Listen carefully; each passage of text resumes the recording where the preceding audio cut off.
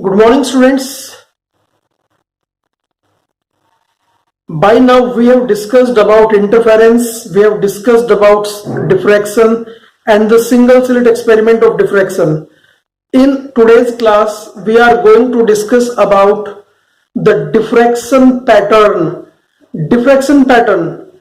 We know that the position of maxima and minima were given by position of minima क्या था, minima के लिए जो position हमें मिला था that was y equal to n lambda d upon d and for maxima जो हमें सेकेंडरी मैक्सिमा का पोजीशन मिला था that was y equal to 2n plus 1 lambda d upon d. Value of n starts from 1 2 3 4 and so on. तो if I put the value of n1, then first minima is going to be formed at lambda d upon d. Lambda d upon d I have taken common from all. So putting n equal to 1 on the screen, lambda will be the position of minima, and if I put n equal to 2, the 2 lambda d upon d will be the position of second minima, and so on 3 lambda d and 4 lambda d upon d. Similarly, on the negative side, it will be minus lambda, it will be minus 2 lambda, minus 3 lambda, and so on. If I put value of n as 1 in equation of maxima, so 2 plus 1, 3 lambda d upon d, lambda d upon d I have taken common. So position of first secondary minima will be 3 lambda by 2. If I place n equal to 2, then the value comes 5 lambda by 2, and if I place 3, then value comes 7 lambda by 2, and so on. On the negative side, again the value is minus 3 lambda by 2, minus 5 lambda by 2, and minus 7 lambda by 2. d upon d is the multiple of all. तो ये मैंने यहाँ भीड़ ना बढ़ाए इसके लिए. We know secondary maxima is highly intense. So this is the intensity of secondary maxima which is forming at the center of screen.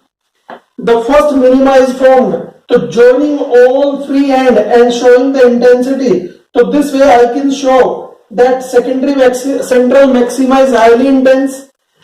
Then first maxima is slightly lesser bright than central maxima. Then secondary maxima is slightly less brighter than first secondary maxima, and so on. So intensity keep on decreasing as we move away from the center of the screen on either side. So this is called the diffraction pattern. The difference in this pattern and the interference pattern is that in interference pattern all the maxima are of equal height, means each maxima will have the same intensity. But in case of diffraction, the intensity is differed by a particular ratio we will discuss in the upcoming article. So this is the diffraction pattern on the screen. The tower with the red cross, red strips are showing the maxima, and these are the position of minima.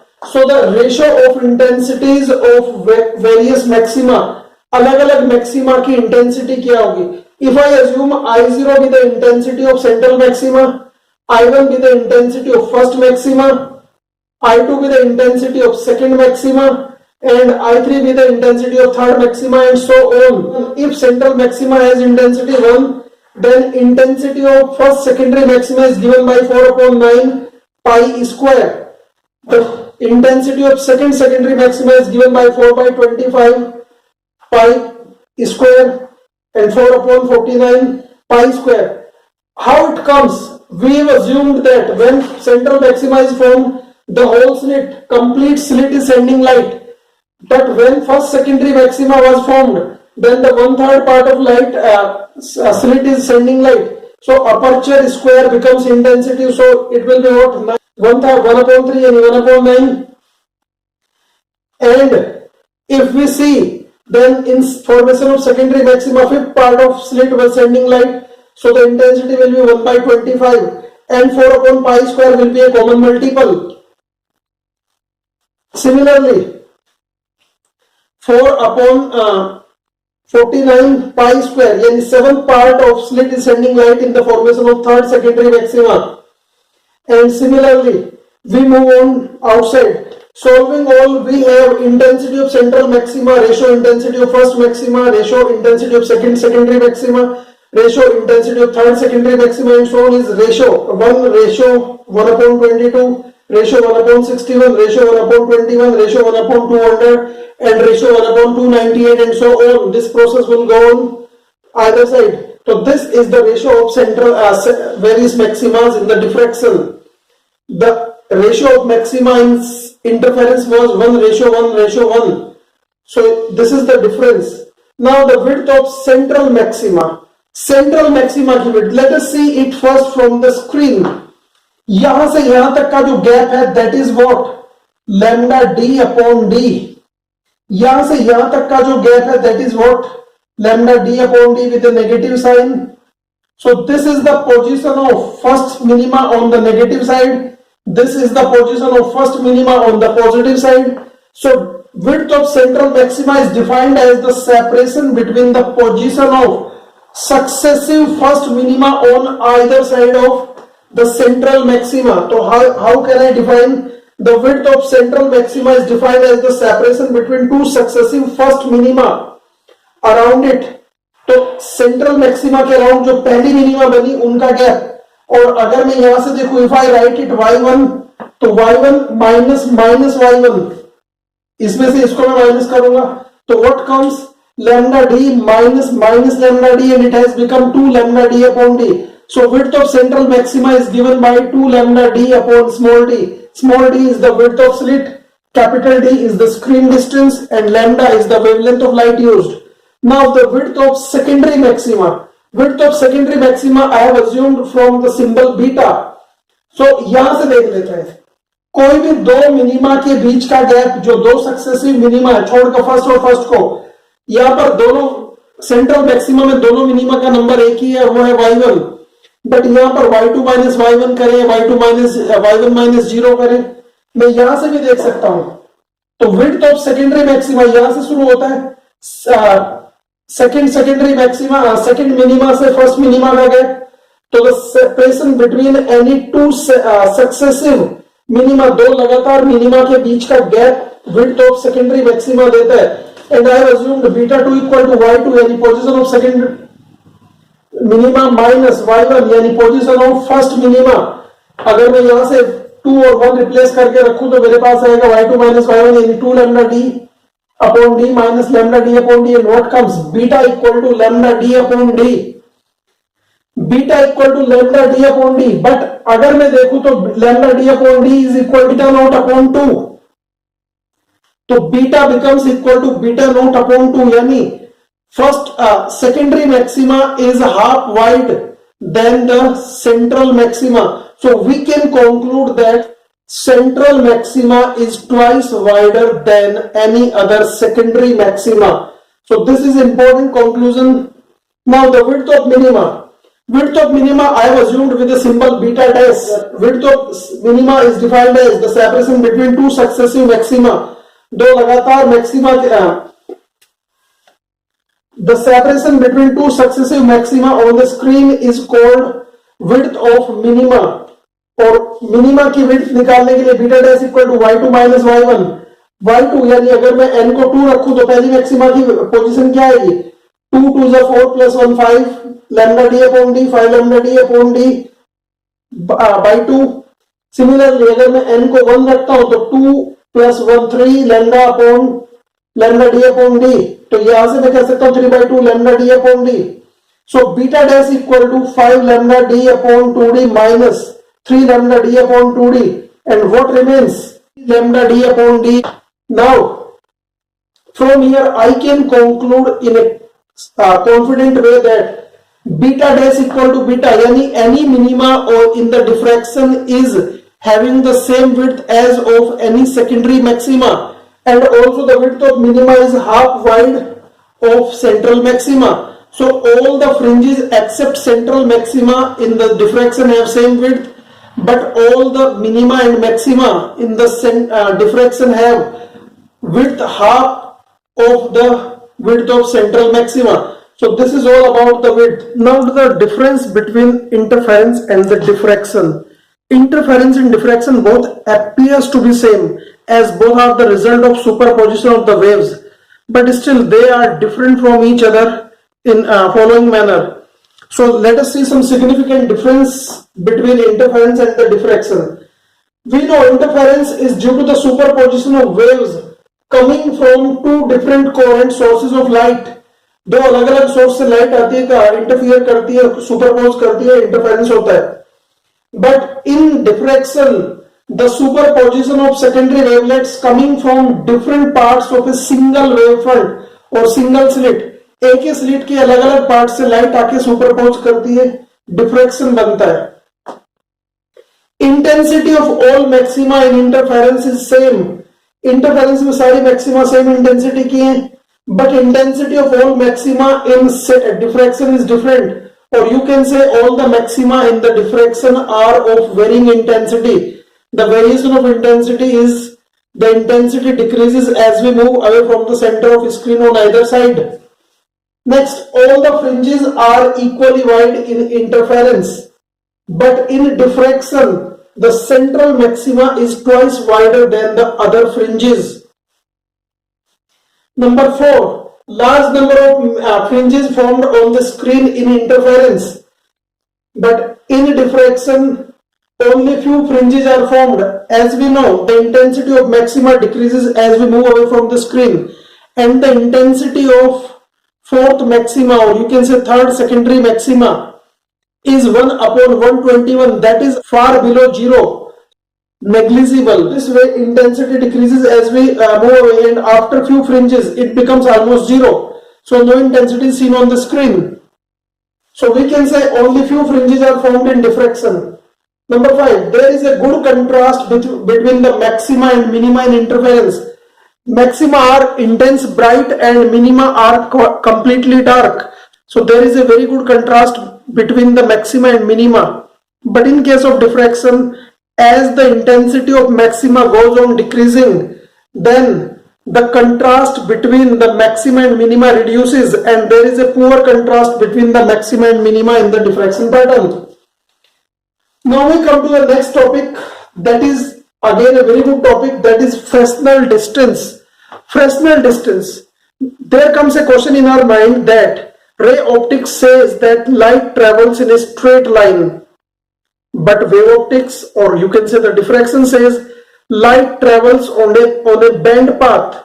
Means according to wave optics, light path is not straight, but ray optics emphasize that light travels in a straight line. So out of the two, any one optics is wrongly explaining the property of light. So Fresnel made a solution to validate the ray optics and also to validate the wave optics by giving a special distance called Fresnel distance. Fresnel distance is that minimum distance at which the diffraction effect are quite significant, quite visible. So diffraction will be very good if Fresnel distance is small, diffraction will be poor, or you can say the negligible if Fresnel distance is large. So what is Fresnel distance? Fresnel distance is that distance between the slit and the screen at which the diffraction spread on the screen becomes equal to the width of slit. Let us see. This is the slit. This is, I'm just assuming this is the distance of the screen. This is d, I'm assuming. Width of slit I am assuming small d. तो ये कहता है कि screen को मैं कुछ ऐसा खिसका दूं कि जो half width of central maxima है, यानी डिफ्रैक्शन स्प्रेड है, इसकी वैल्यू इस d की वैल्यू के बराबर हो जाए. तो जब ये width of slit fractional diffraction spread या half width of central maxima के इक्वल हो जाती है, उस डिस्टेंस को मैं ZF यानी फ्रेस्नेल डिस्टेंस कहता हूं. In some books it is noted by D suffix F, DF, or in some books it is given by ZF. So from here we know width of central maxima is given by 2 lambda d upon d. Diffraction spread becomes equal to beta naught upon 2, यानी half width of central maxima. Diffraction spread is equal to lambda d upon d. ये हमें already पता है.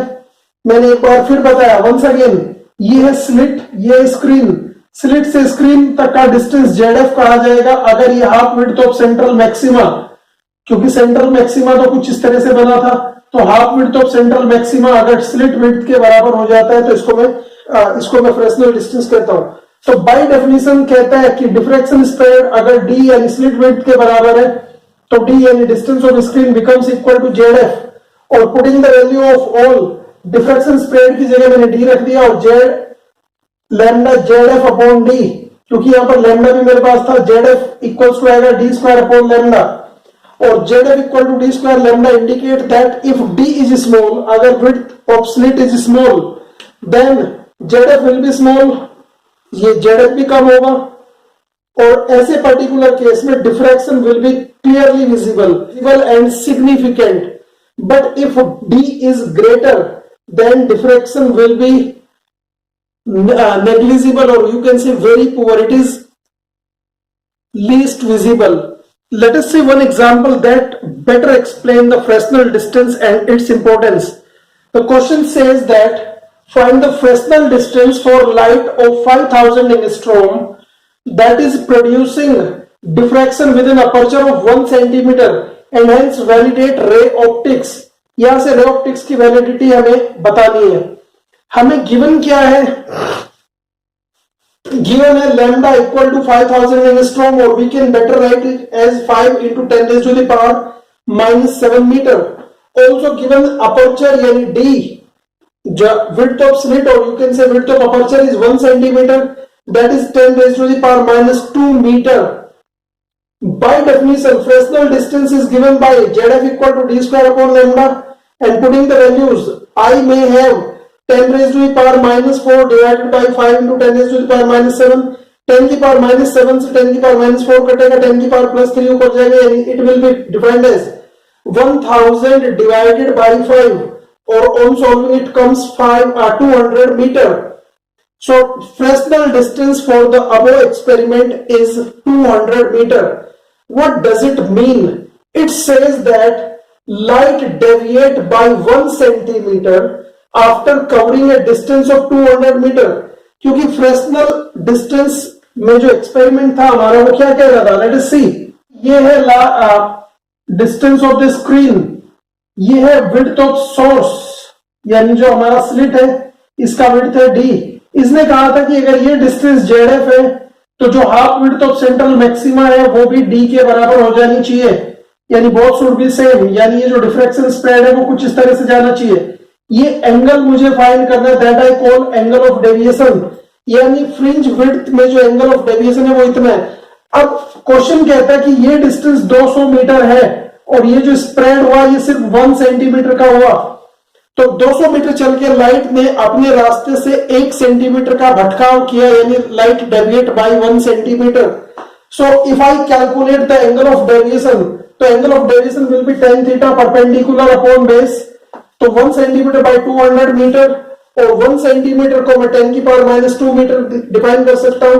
On solving tan theta comes 0.0000.5, यानी 4 0 के बाद 5 point में, and finding the value in the log tan table, then theta comes 0, यानी हम कह सकते हैं कि लाइट ऑलमोस्ट 0 एंगल पर डेविएट हुई, और we can conclude that light is assumed to be traveling on a straight path, क्योंकि 200 मीटर पर जाकर 200 मीटर डिस्टेंस कवर करके अगर लाइट ने सिर्फ 1 सेंटीमीटर का डेविएशन किया है, it means this is negligible.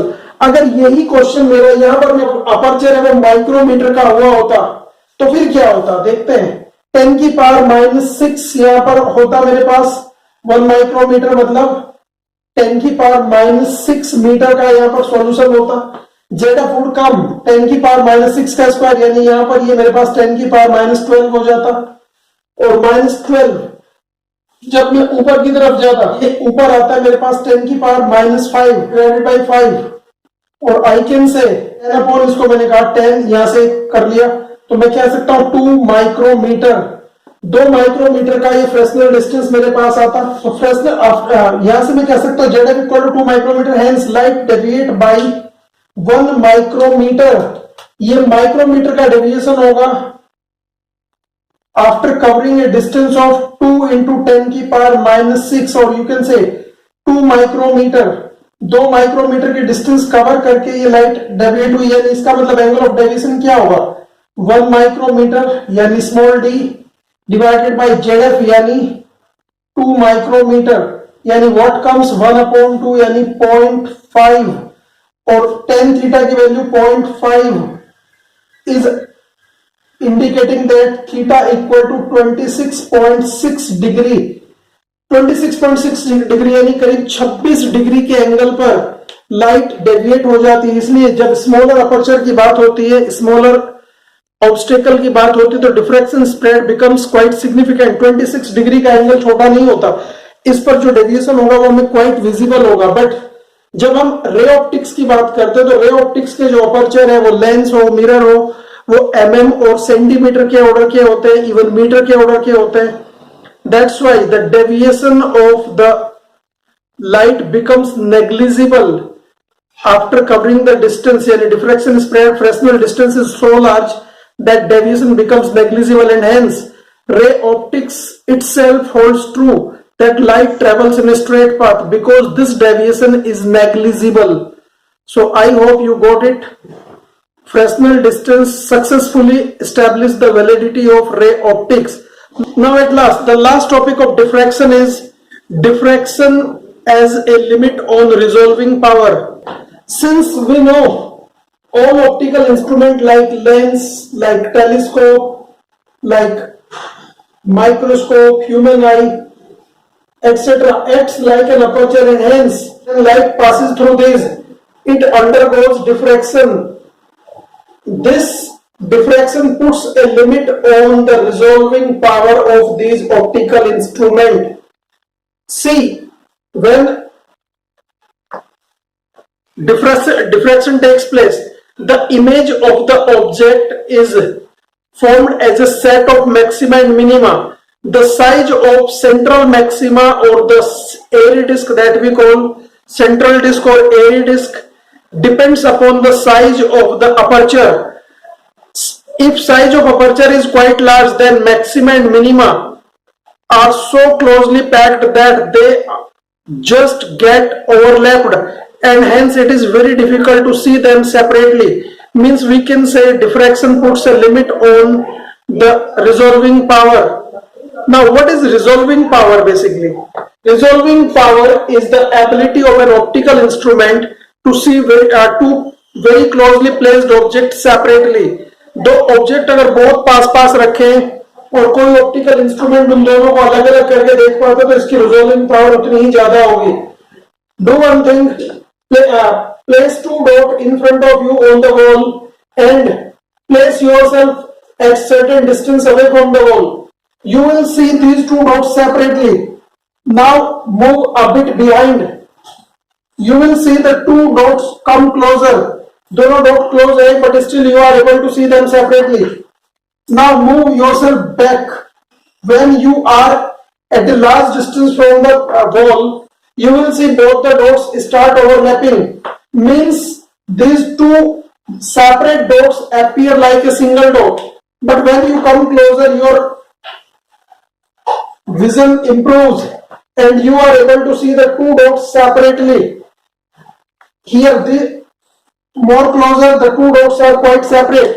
So the resolving power of an optical instrument is the ability of an optical instrument to see the two closely placed objects at a distance separately.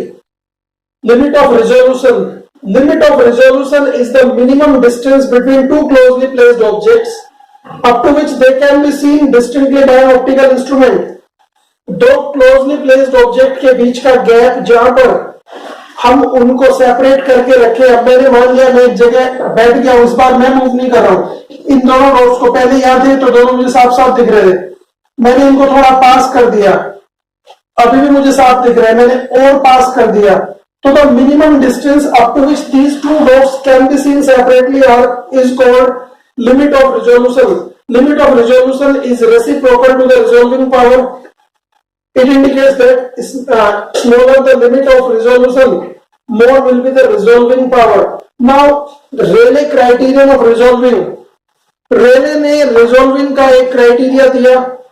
According to Rayleigh, two closely placed objects are said to be just revolved if the central maxima of one just touches or just overlap the first minima of the other. Let us see. मैंने दो object लिए, उनके image बनाए on the screen. Diffraction screen पर मैंने दो image बनाए. Black से मैंने फर्स्ट ऑब्जेक्ट का सेंट्रल मैक्सिमा लिया और रेड से मैंने सेकंड ऑब्जेक्ट का सेंट्रल मैक्सिमा लिया. We are seeing that the central maxima of first object just touches the minima of first minima of the second object. So this way these two are said to be just resolved. तो ये इनके बीच का limit of resolution, यानी small D से इसको denote करते हैं. Limit of resolution. The two objects are said to be just resolved if central maxima of one touches the minima first minima of the other. Resolving power of different optical instruments. First of all, we speak about resolving power of telescope. Resolving power of telescope is given by d divided by 1.22 lambda. Just remember the formula, no need to derive it. d equal to d divided by 1.22 lambda. Here d is the aperture of the objective. जो telescope का objective होता है उसका aperture. Lambda is the wavelength of light used and the factor 1.22 is generated because central maxima contains 82% light of the total intensity. So if you divide 100 by 82, it will be generated by 1.22. So this factor indicates that हम full light पर resolving कर रहे हैं, but central maxima just 82% light ले रहा है. So we have increased the light by 1.22 factor to make it 100%. Now, resolving power of microscope. Resolving power of microscope is defined as 2 mu sin beta divided by 1.22 lambda. 1.22 का factor आपको समझ में है. Why we are taking it? Lambda we are taking wavelength of light. 2 mu sin beta itself is called the numerical aperture of microscope. Microscope का numerical aperture. Here mu is the refractive index of the liquid medium, that is transparent liquid, that is placed between object and the objective of the microscope. Beta is the angle subtended by the object at the half length of the aperture of objective. Here for the human eye, resolving power of human eye is given by d by 1.22 lambda. 1.22 lambda is once again the wavelength of light, and d is called size of pupil. हमारी जो आंख की प्यूपिल है उसके size को हम कहते हैं D. Larger the size of pupil, more will be the resolving power. So there comes a question, why the ultraviolet arc is used at the bank counters or currency counters? Just to increase the resolving power of eye by decreasing the wavelength of light used. Again a question comes, why a good telescope must have higher or larger aperture? Answer is to increase the resolving power. As the light coming from a distant source cannot be changed, so wavelength cannot be altered, but here we can change the aperture of the objective. Larger the aperture, more will be the resolving power, and vice versa. At last, electron microscopes are better than optical microscopes. Why it is so? Electron microscopes are better than optical microscopes. It is reason that the resolving power of electron microscope is much higher than that of optical microscope. The reason is that wavelength of electron wave is much smaller than the wavelength of minimum wavelength of light. Minimum wavelength of light is 4000 angstrom, whereas the wavelength of electron wave is 1.66 angstrom. So this is all about today's class. Thank you for watching. Have a good day.